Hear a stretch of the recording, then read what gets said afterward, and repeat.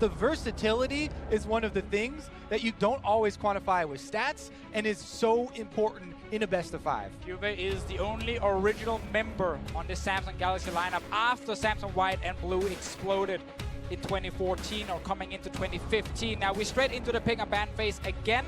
SKT once again want to do the Lulu for Janna trade, or do they have a different counter pick ready against this Janna here, the Blitzcrank, the Leona from Wolf? And the question is, of course, because we're on the same sides, the bans, the first picks have been the same. What is it that SKT thinks that they will do different? Is it a first phase mid lane pickup to give Faker the better matchup on the Taliyah or something like this? Where does the change happen? Because I think the same draft does not win again. If you see the Malzahar again from Crown, we might get an early Syndra from Faker in this first phase so it doesn't get banned away to destroy the lane. Or he looks to his Taliyah. Taliyah was banned last time, and it is an important one, but SKT is sticking to the exact same thing. The run back, boys. Both coaches extremely confident in their part of the first game, and it's going to come down to the second bans. Will we get some deviation here? So we've seen this before, which was CLG against SKT at MSI last year, and SKT won the run back just the same. It was 2-0 to the winning team. Look at the second phase bans. Do we get a cannon ban now if they want to take the Gnar again for Huni, or do they just last pick top lane and take the Cassiopeia earlier in the draft? Yeah, because last time it was a Jarvan ban before the Shen. We're going to see quite possibly the same mid lane bans that was a Syndra last time. Taliyah would join that if we're going to play the same draft carbon copied. Samsung Galaxy going to play, so far, 8 clicks in, the exact same stuff. Ooh, they're putting the clamp onto Ambition here, though. Looks like they want him on a squishier champion, so that would make me think they would want to play more off that mid lane and jungle. Okay, 2 things right here. A lot of mid laners actually like to play Malzahar against the Ryze, but Faker doesn't care. He wants a champion with an ulti that can go to side lanes. That's what Ryze can bring, a lot of pick potential and roaming. Second, they're now saving last pick for Huni. It's what we talked about. He's not taking the Gnar and letting QA play Kennen. Will Huni just grab the Kennen himself, or does he play his Camille? The gauntlet has been thrown down here from QV. Will Huni answer? They want to get him something strong for split pushing, and that would be the go-to pick. Oh, he might do it! Now, fun little fact here. They asked SK Telecom what skins they would want. Yes! And Huni said he wants a Yasuo skin. Now, if you want a Yasuo skin, you better win a game with it. At Worlds, down 0-1. Kobe, I'm sorry for stealing your point, but I had to jump in. We've seen Yasuo Gnar before. Misfits did it, and it lost. It did lose against TSM. It was fine in the laning phase though, but they never got the Yasuo into teamfights early. Let's see. Huni right now can look to try and kill the Gnar in his lane, or he can look to roam with SKT, especially with the Gragas, and then just force fights together. Good engage from a Gragas, sets up a good ulti from a Yasuo, and suddenly someone on Samsung will die. And even though we put so much emphasis on knocking down the first turret and the extremity to which Samsung was able to use that gold to orchestrate the way the entire game went, SK Telecom puts all of their changes into the solo lanes here. And so much confidence in Huni. Yep. We saw in the last episode of Eyes on Worlds how Huni had the gangplank against the Shen. It didn't work, and Koeman was like, listen, this is your fault. We trusted in you with this pick. The same thing is happening now. They're saying we can take the same draft almost all the way down to the last few picks, and Huni, you can actually counter-pick this Gnar and beat it with Yasuo. And I also just add on how crazy it is that SK Telecom opt to ban that Zac instead of, you know, the Jarvan for Ambition, so he ends up getting one of the premier picks for the entire tournament because of the range of the engage and how annoying Zac was for them. And it is Ambition's second Jarvan game of Worlds 2017, and we are on to Summoner's Rift, and that champion on your screen right there, Huni, wants to be a champion himself. He came close 2 years ago, World semi-finalist with Fnatic. That was the European Dream Team. Best Europe's done in quite a while. And he joined Immortals on North America and never quite made it to Worlds. Came back to Korea, the team he had practiced for before, now in the World Final. Huni has always been such a controversial figure because when he dominates so heavily on picks like this. However, when they fail in such a spectacular manner that he gets an incredible amount of flack. Yeah, and let's then talk about the risk of picking Yasuo now that you mentioned the flack he might get. Because Yasuo in team fights against things like Janna is very hard to play. So Huni needs to do well in the early game. We should see SKT have Peanut and Faker play on top side to make sure Huni is getting ahead. And so much about Yasuo in the matchup is abusing the mobility advantage because you want to take advantage of this Gnar when he's in mini form. Yasuo has always been this counter pick because you get to go in for these concentrations, not restricted by cooldowns. And Ambition has to flash away from what would have been a body slam. He locked in a fog of war, maybe a bit more than he wanted to. And again, SKT are controlling top side. They want to try and contest this blue buff here. This is something we've seen from SKT before. What they're trying to do is split the map and say Peanut starts enemy blue buff, so Ambition will go to SKT's blue buff, and they're fighting now. And a knock-up right there to the chase. Do they have what they need to knock down Kube? He's going to go for the wall, flash over it, but he's now late to lane, flashless and likely TP-less as well.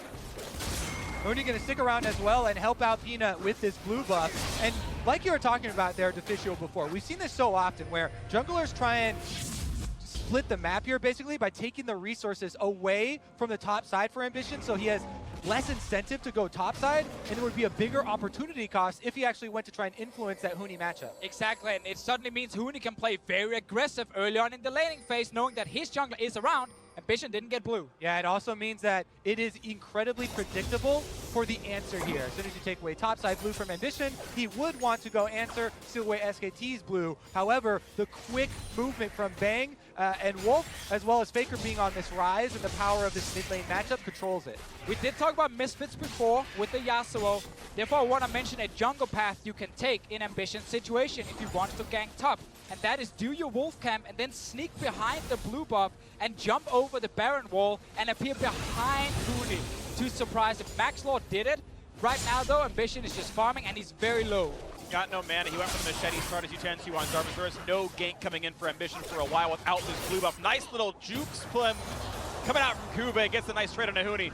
Pushing her turret, though, will be up in farm by quite a bit. Yeah, let's step back a little bit and look at just this lane on the top side. We talked about the Yasuo and how he wants to abuse the movement here. You want to leave one of the minions available for your E back out when the Gnar is approaching that mega form. So you can see him as soon as the bar started to charge up, went back out, so there was no answer trade. And as you mentioned, Freak, the blue denial from Ambition is incredibly important for Jarvan's early clear.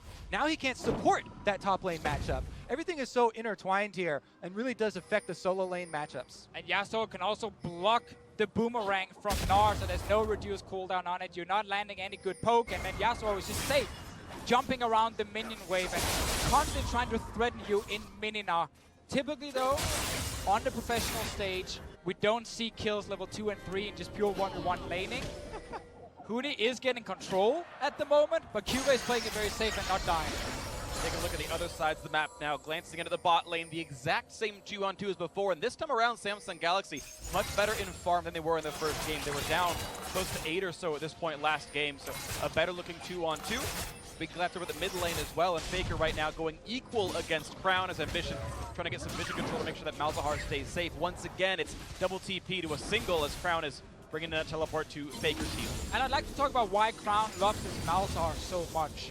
This summer split has been very tough for Crown as a player. He's not been able to challenge for the spot of the best mid laner in the world. He's been shaking the laning phase, ganked very often. Fairly poor synergy between him and Ambition as well.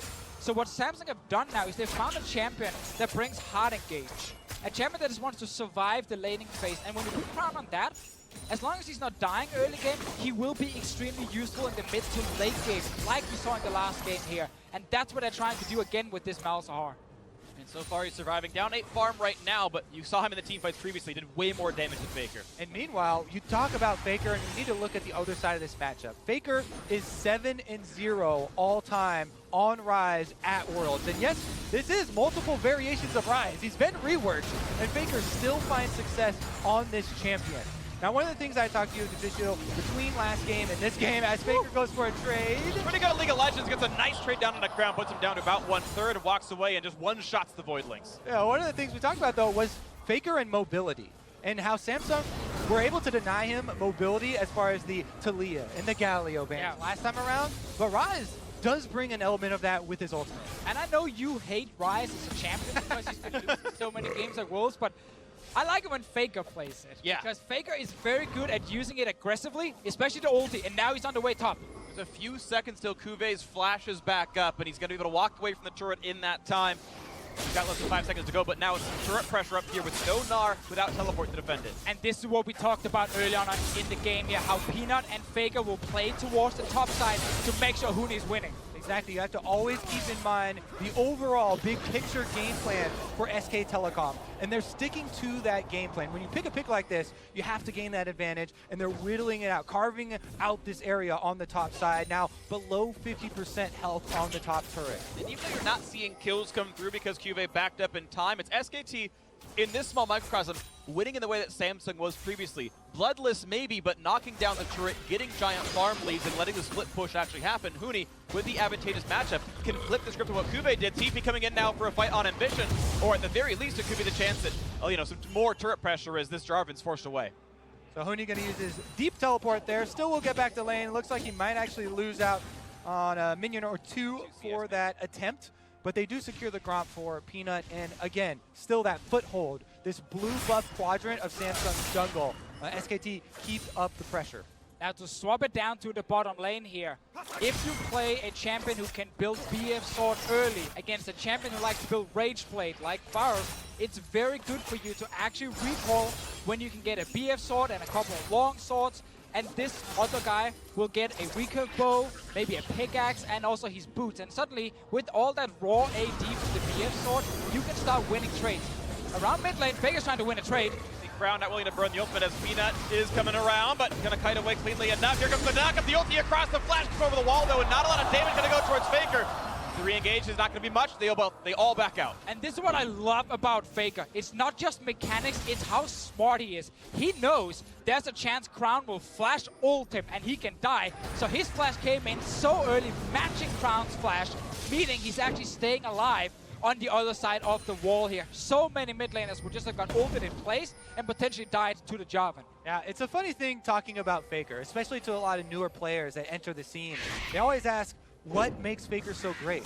How has he been the best player for so long? You know, if you think about how many patches and how many different metas he has found success on, I always come back to how well he's able to predict enemies' plays and how well he's able to think into the future and cut off your best strategy seconds before you're able to execute it. It always feels like he knows slightly more than every other mid laner about the matchups he's playing. And he's often introducing new mid lane picks as well. Let's see what happens here. Using Huni to the mid lane as well, looking for a pick out of that with a knock up. The chains of crowd control land in beautifully. First blood comes in for SKT. Such a nice play here, using the advantage top so Huni can leave his lane, and then this surprise and no flash Malzahar with that Ryze ulti. Huni does not have teleport from the last time they used it deep into the jungle though, so Kuve will push one wave into top side. I think they are happy to pay that price. Faker's Ryze, now with first blood, with the CS lead, and more importantly, control over the center of the map. Here is the Realm Warp that starts it all. Yeah, it's a great setup with Peanut coming in as well to land the knock-up that sets up everything here for SKT. And Crown, poor guy, just wanted to get his little minions to push that wave and then back away. Instantly gets punished. Now we reset on the map, and you can see Faker individually up 1,000 gold in his matchup. Almost the entirety of the SKT gold lead is in the hands of the best player in the world, the one who's got his own Ryze skin. Not using it because he doesn't tend to use skins. His own fun little quirk about the game, but looking at the chance of a gank. Ambition's coming around. They know it's a flashless Ryze, but he's got heal and he walks away. Yeah, they don't know if Peanut is in the jungle waiting for this play here. Meanwhile, we just saw the gold in the bottom lane. Like, Bang is almost on 3,000. And I talked about this before, how you really want to go back and get your BF sword and your long swords when the enemy team is just getting attack speed and you can start winning lane. That's what happened in last game, where Ruler took over the lane and got the first tower. It's not happening now. They're just farming. Bang is going to farm for his full Rage Blade before he wants to even do anything. Like, he's so happy at the moment. They're not losing anything in the bot lane. Yeah, that's the dream scenario, Freak. Anything between now and the next 400 gold is like you feel terrible with the Rage Blade because you got a blasting wand on the marks. Yeah, ugh. But if you get to that 3,600, I believe, the full cost of the item, it's like the perfect power spike. It's 400 more than an Essence Reaver, but if he gets there, then All credit to Bank for controlling the lane. Exactly, and Samsung are not able to play bottom side because Ambition is struggling in the jungle. He needs to catch up on farm, and he needs to also be ready to protect top side. Otherwise, Huni just takes that tower. Look how low the top lane tower already is. Now, if we take a moment to look further in this game, SK Telecom could set up a play around this top turret, but Samsung have always been so good at utilizing the next step for their opponents sort of as bait and setting up that counter opportunity 30 seconds in advance, which is the duration of every minion spawn. Here comes SK Telecom, control warding down bottom, and Faker roams from mid lane. And you just saw the forced recall out of Ruler, who is actually shy about 100 gold short of what would have been Essence Reaver. Peanut now here as well, and even though that gank went so well for Huni, and they got bigger that first blood, first turret might fall bot lane instead. It is perfect here from SKT's side. Actually, we might get a fight. Good body slam, but look at the burst damage out of Ambition with the Yoki. Thunderlord's adding in as well. The chance of a TP for Kube canceled out, forces 3 flashes out of SKT. A lot of flashes blown right here, but SKT continue pushing in the bottom lane. Now Ruler's back though with items. Nothing on Bank's side. He wants to go back to base as fast as possible. This will give Ruler a chance to get some damage on the bot lane tower. It's going to be a slow recall as well. He had to kill off a cannon wave before the back without items. That's the slowest way you can do this. He'll be back late. Ruler here trying to push up and see if he gets any of those late recalls. He actually checks that Tribush blind, but still gets the fake out here. And a Wolf actually stops his recall, delaying it slightly. Big power spike.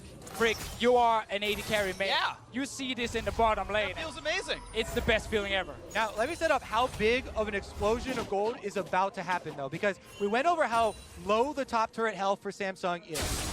The bottom as well, setting up an Ardent Sensor plus Rage Blade buy could again be another visit from Peanut, from Faker, who has that important control of the mid lane, just to get these objectives. You don't even have to follow through on a dive. You don't even have to follow through on a full roam. As long as they threaten and are able to get the objective, this gold lead that SKT have right now without any turrets could just explode off the map and be the opposite story we had in game number 1. And that's why you gotta respect that SKT go into this draft in game 2 and say, yeah, the first 3 picks were fine. We're gonna do the same thing again.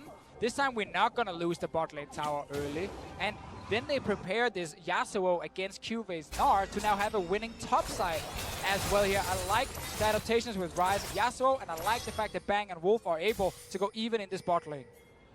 Put the faith in Huni so far, so good. He got that assist on first blood. Mountain Drake spawning, but Samsung Galaxy not that same pressure over bot lane. And again, same matchup, and yet SKT doing much better now in the 2-on-2 as far as overall lane control. They got a bit of help from Peanut, of course, that's nice as well. But this game, though so much of it is similar, looking so differently, well aimed for SKT.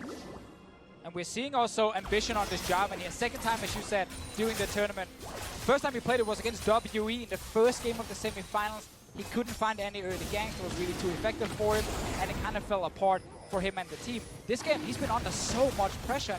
While Ambition is a fantastic shot call and a big leader for the team, he's not always the most active jungler early game. And this is a little risky for SKT. They don't have summoners on bot. Flash to the knockup, they're gonna go for Bang on this one. Look at the damage up, but he's got no way out. Ambition traps him in, but look at the damage back from Faker. He just survives the entirety of it. And out goes Samsung Galaxy, 3 flashes down. Huni comes down to the bottom lane and completes his teleport, though, so SKT have to commit to all the resources in this area. The Mountain Drake should be taken in toll in exchange for this top lane turret. Cube is whacking away. But so important they keep the TP on this Gnar here. SKT, yes, they get the 1 Drake, but no kills at all. Well, flash advantage will go back towards SKT, though next time Peanut's got it, there's no one really able to get away from it.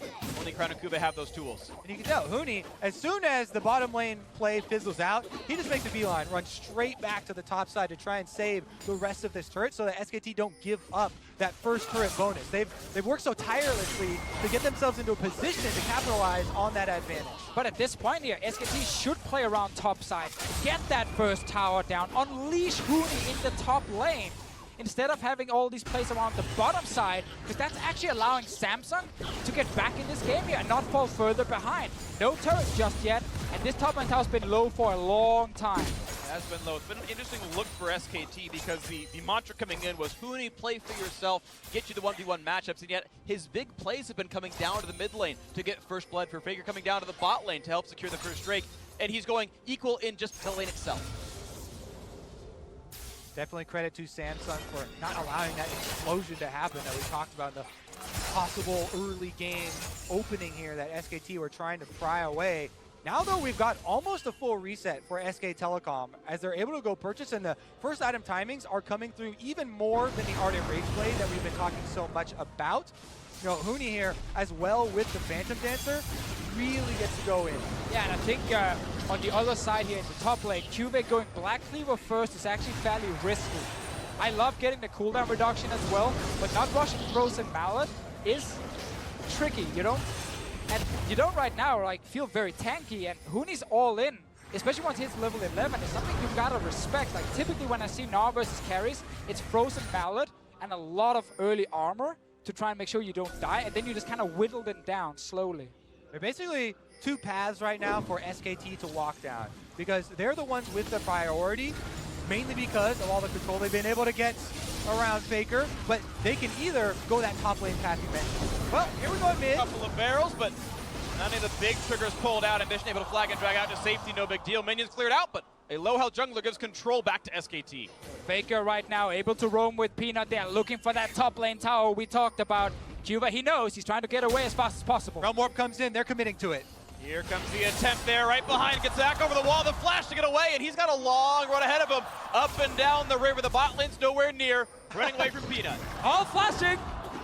They're gonna keep up the chase there, and they get the slow! The ult is gonna land pretty perfectly there, rooted in place, that's gonna be the kill. Faker getting a second and only kills the game. It all starts in the mid lane where they get Faker in control, and then he roams with the jungler. That's gonna be first tower now for Huni in the top lane. And SKT, we saw this just before here. When they win the early game at Worlds, they're 8-0. They're looking so good in the second game. Let's see if they can keep that one going. The paths to victory getting wider and easier to navigate as they just machete back the vines and realize that there's daylight at the end of that tunnel, and they can tie up this series 1-1 if they keep going. 3,000 gold lead so far, immaculate for them. No Drakes given up, no turrets, no deaths either. We might be going back-to-back with bloodless games if it keeps going this way. Both these teams very controlled in their play. Yeah, as we could see from the mini-map, this was telegraphed from SKT for the play they wanted to go for, but the willingness to blow these flashes and Peanut getting just in range for the slow landing on his barrel sets up the perfect ultimate there. I believe Cube was about to go for the hop, but didn't have it in time, and they're able to capitalize completely because even more important than the kill, the objectives. Top lane turret is down, plus the Rift Tail. That means SKT can finally start to chain those objectives. And they're still defending the bot lane tower. That's where Samsung are looking so often. They want Ruler to get this turret here. EQ's down. He uses it to run away a little bit. The flash chases in, looking for the trade, but in comes the duel, and look at Bang! What? And he does not have a way out for this one. The flash was already used. Barrier pop for some time. In comes Crown, and they're going to find their first kill of the game. Kube staying alive as well. The chase forward. They got the root into Faker. Samsung Galaxy. The flash tornado. Core JJ secures a double kill for Ruler. Miscommunication on SK Telecom as Bang flashes forward for the ultimate into 3 Samsung members, and the rest of SK Telecom not committing. What a big dissonance there we've seen within the team. And Kura, he was ready. He TP'd in behind SKT as soon as this fight started. When they knew, okay, Ambition, he's getting caught in that Dragon Pit, they turned it around. So many times we've highlighted the difference between Huni and Cube. Cube joining these fights so quickly. Here's Ambition on the run, though. Okay, so now Samsung are calling, we can fight this one. TP comes in, Bang is in the Dragon Pit trying to kill Ambition while Peanut and Faker were looking towards Crown. Meanwhile, Huni's taking red buff, he's not TPing into the fight, and this was over before it even started. Yeah, that has to be maybe a team call there not to spend the teleport, but very different ideas about what they wanted to do in that play as your AD carry flashing forward on Varus. It can be a strategy, but not if you're bringing only 4 members to a 5-man fight. Sure, but Huni's going to bring a second member to a 1-man fight and knock down that bot lane turret. So 2 solo turret kills for Huni. Individually, he is massive, 7,900 gold. More than anyone else on the opposing team, and 1,500 over his opposing member. So SKT gets to rely on this Yasuo. And let's see if Huni values getting even stronger individually and goes for Infinity Edge, or if he wants to be stronger for the next fight and goes for GA early on. It's something you can do on Yasuo, so when you join the first team fight, you don't just get one shot instantly. The GA helps you quite a lot when you are playing aggressive in the front line. Yeah. Aggression can be SKT able to pull the trigger a bit more frequently with these fights, especially when they do bring Huni with them. Mid lane traded back and forth for now as the next Drake has spawned, and looks like mountain number 2 for SKT seems likely. No one here to push this. Crown staying top side. Does have teleport around. And there are a few wards behind SKT, but Samsung not in a position to fight. Audience Clam explosive cast does not do much, though the ults are down. Here comes the re-engage once again for Ambition. Wants to add the damage. Oh!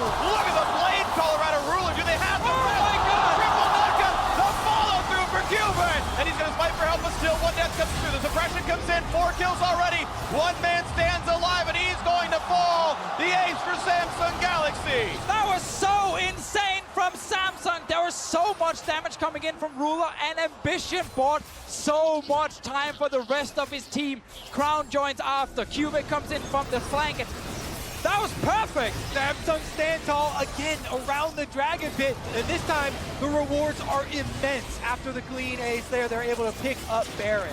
SKT are 8-0 when they win the early game during this tournament. SKT are still one of the best team fighting teams in the world, and yet we are watching Samsung turn it around 2 fights in a row. Credit Ambition for his shot calling, but mechanically that fight was insane. A huge ultimate. The second flag and drag, the 3-man knockup to hit confirm all of Cuvé's entire combo. It was beautiful. I just can't wait for the replay. Like, It's here. there we go. Like, this was so amazing to watch here. Ambition and Samsung are moving in. They know that Crown is not there yet, but he can TP in. They realize Ruler's getting caught, so Ambition engages, gets onto 3 members with his ulti, and look at the damage from Ruler here. Keep everyone in place. Ambition flash out to then jump back to his flag and knock them up again. And then Cuvée is here. It's so much, again, about how the parts of Samsung are working together. That coordinated re-engage from Ambition and Cuvée was so seamless to lock up the SK Telecom backline. And you can see how good that feels for Cuvée himself to follow. This is the player that got counterpicked. SKT chose red side to give Huni the 1v1 against him, and it had looked good for much of this game, but clearly feeling comfortable on the Gnar.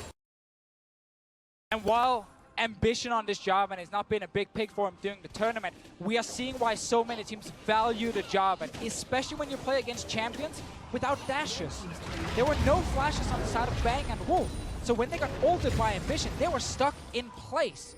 And that allowed Ruler to land his CC, that allowed Cuvée to land his ulti, and the Jarvan pick that was left till the end of the draft paid off big time in this team fight. See now bot lane starting to fall. The turret lead, the first of the game now. Samsung Galaxy finds their third. And SKT's mountain breaks don't mean much if you're not winning in map control anymore, if there's no objectives to fight. This lead now over 3,000 up. Huni's still going to put the game on his back. Infinity Edge second item. 100% crit chance thanks to the Yasuo passive. He can melt any champion he duels if he doesn't die first. Cuvée does go with the Randuins himself to try and mitigate that a little bit. But meanwhile, the Baron buff is what's really important here. As 24 minutes in, Samsung are continuing to pressure on the secondary line of turrets.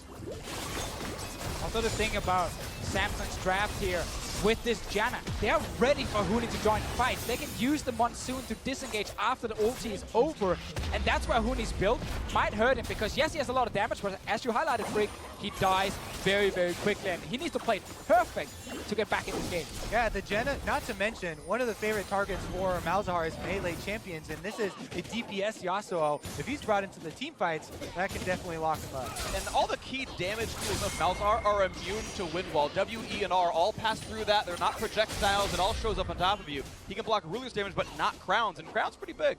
He is, and that's a big thing about Crown's role on this team. We talked about earlier how it's been a rough split for him, but as long as he can click R in a team fight on a key target, the rest of Samsung can then actually take down that target and win the fight. So Crown is less of a superstar carry and more of a support at this point. All right, once again, we should get another vision toggle, because just like that, 2 back-to-back team fights for Samsung. They take the entire second line of turrets, starve almost all of the vision from SK Telecom out. Lone ward down there, that means nothing. The little freak ward there is perfect. Is the only survivor, but the complete blanket control here for Samsung after picking up that second team fight, after picking up the objective, really led, again, by Ambition. His in-game leadership has been one of the biggest things. Yeah, by Ambition and by the fact that this Samsung lineup has gotten another year under the belt. a lot more experience. These 5 guys were playing against SKT last year in the big final. Lost the first 2 games, looked nervous, were all over the place. They're looking like the team who's more in control and ready to turn around the big fights, especially Ruler on this Xayah. He was a rookie last year when he made it to the World Finals. Now he's not a veteran just yet, but he's getting there. Yeah, they're looking confident and they're acting confident as well. You see, even before the game started, in Ambition's interview, he talked about last year, we had to go reach for extraneous picks here, try and surprise SK Telecom. But this year, we are the better team. And so far, they've shown it. You look at the top 8, and it's very clear Samsung came in looking like the favorites based on gameplay. And it's so funny, I've seen people like give analysts flack for quoting history.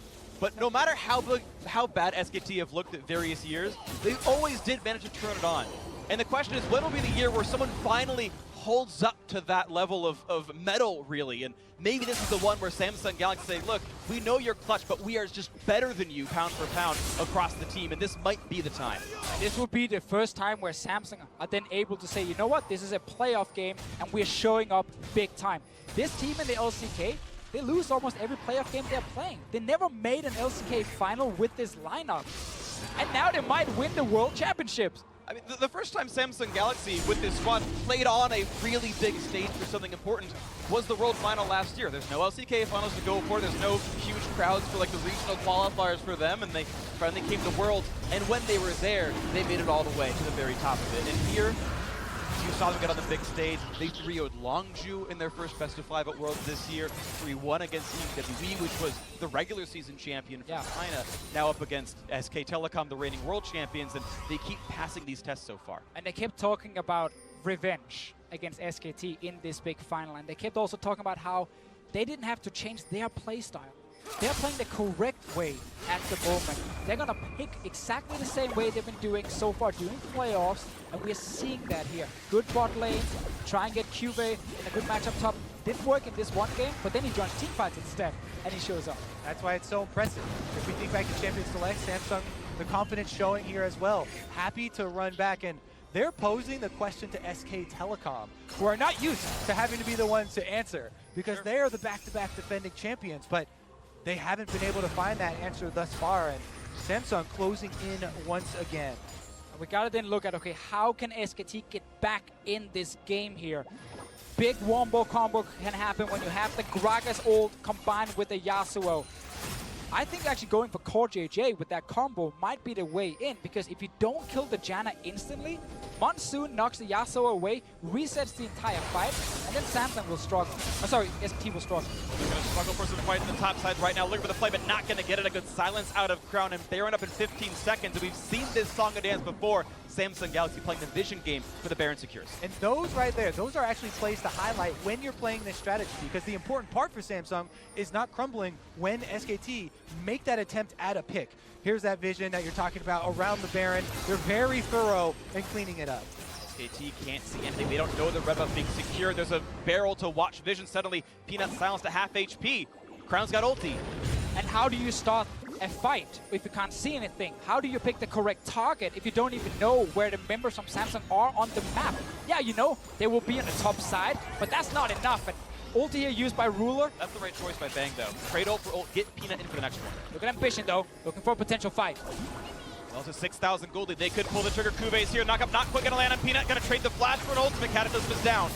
A zoning silence. Now, is there going to be a re-engage? Kuve on the chase, but Peanut's got nowhere to go as Kuve flashed to the other side of the barrel. 2 more autos. Doesn't land the clock or the iceberg or whatever it is. Peanut juice to the side. But that's a huge chunk out of Peanut, the jungler, so they're starting up the Baron. They're going to try and draw SK Telecom into the darkness. Huni is here, though. He's waiting for that big knock-up. Oh, Faker's ulti. Round number 2, not going to happen thanks to the silence, and there was just no way in the Vision. If you had it or not, it didn't matter, as Baron Nash has been secured by Ambition. 2 straight clean pickups. Here comes the Blade Caller, really getting a bit low. Redemption gets some health back, but the fight might still continue. Ambition waiting on the wings, does not go in. Samsung able to utilize the health that they chunked out of Peanut and the vision that they had set up prior to earn a huge objective. Even with a little bit early of a smite there from Ambition, they 100% secure this objective, stopping them at the Pixel Brush. 2 games in a row where Samsung understand how to take over the mid lane before going to the Baron. They know if Huni is sitting in the side lane, well then Yasuo loses quite some value for the teamfight because he won't be there for the engage. He won't be there for the initial knock-up from a Gragas because he needs to TP into the fight.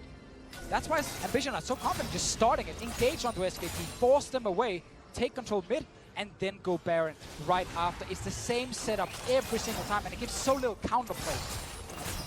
Such an impressive series here from Samsung so far. And a different story this time around. Peanut, I have to run over for his life. Maybe a bit aggressive, or excessive, I should say, on the ultimate right there. Was afraid of getting chased on, but otherwise had good jukes to not ever be rooted by the blade color. Requires 3 feathers and moves sideways nicely. Mid lane, though, back under siege. Samsung Galaxy, we've seen it before. Yeah, Baron number 2 is the key to open up the SK Telecom base.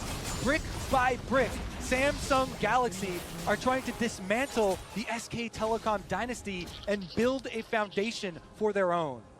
The way they're doing it is either by outplaying early game like game 1 or outplaying in team fights like in game 2. SKT have been trying to go for these drafts that wanted to win in the early game and then snowball, but it's backfired twice now in this series. Huni is still with the team here, hoping they get a good engage. Try and one-shot Core JJ if you can. Ruler, nerves of steel, but gets rooted. QSS is away. Ultimate still up for the next disengage tool, but meanwhile, keep your eyes on the mini-map. 2 lanes pushing here for Samsung. Minions in the mid lane, and SK Telecom have to flee. on into this one. He's gonna flash. Silence. Ooh, what? That wasn't flash, I'm sorry. Crown block forward though, and just turns back around. But they zone them away from the minion wave that's flooding into the top side here. Meanwhile, this entire time, Cubane's on the bottom side, also with a Baron buff, and Samsung slowly flows. Now the second inhibitor taken with the turret gone. There's no reason to defend. SKT back to lick their wounds as Faker clears the bot lane. The rest of the team sits by the Nexus, powering behind their structures for a bit of solace and defense. But Samsung Galaxy now 8 turret kills in. There is not much base left for SKT. QA and the rest of Samsung trying to land a little bit of poke before they go for this turret here. Once again, SKT need a big engage, especially from Peanut on this Gragas, but there's no flash available. Lost it before when they also lost the Baron. Ruler, step forward. But he's getting a few chunks into the turret. The perfect ultimate still, as you're mentioning, the thing SKT needs. No QSS just yet here from Ruler. Still on cooldown. Vega can flash snare him and then they can try and chain him down, but there's a Janna next to him. And they don't have much time to work with either, because Samsung have checked all the boxes. 2 inhibitors down and super minions making their way into the base. Now there's only maybe 1 more wave left of health on this bottom turret, and SK Telecom being pushed to the brink. Ruler's played pretty much perfectly in terms of dodging away from the crowd control using Quicksilver Sash, Flash, or his ultimate, whichever one's exactly needed. Even knowing the ranges and sidestepping the scale shots when he needs to. This could be the one that the inhibitor turret falls, and if it does, SKT once again likely to retreat without a structure to fight back for them. And QSS is now ready again on the side of Ruler. Peanuts flashes up, another big one for that potential fight. But Core JJ is so far back. Look at this, he's playing so safe. He knows he could be a target.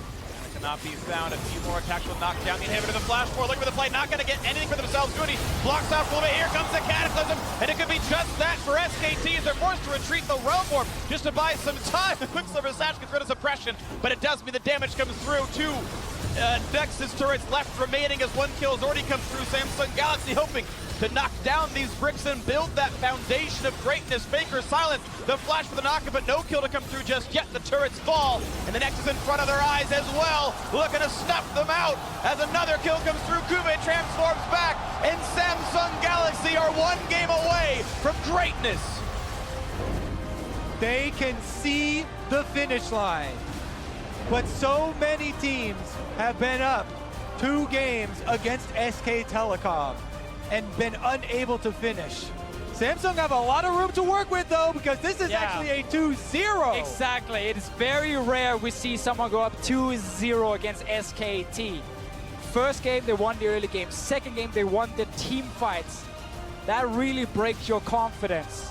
SKT right now might come into the third game completely changing up their plans, and that needs to work. Samsung are in full control at the moment.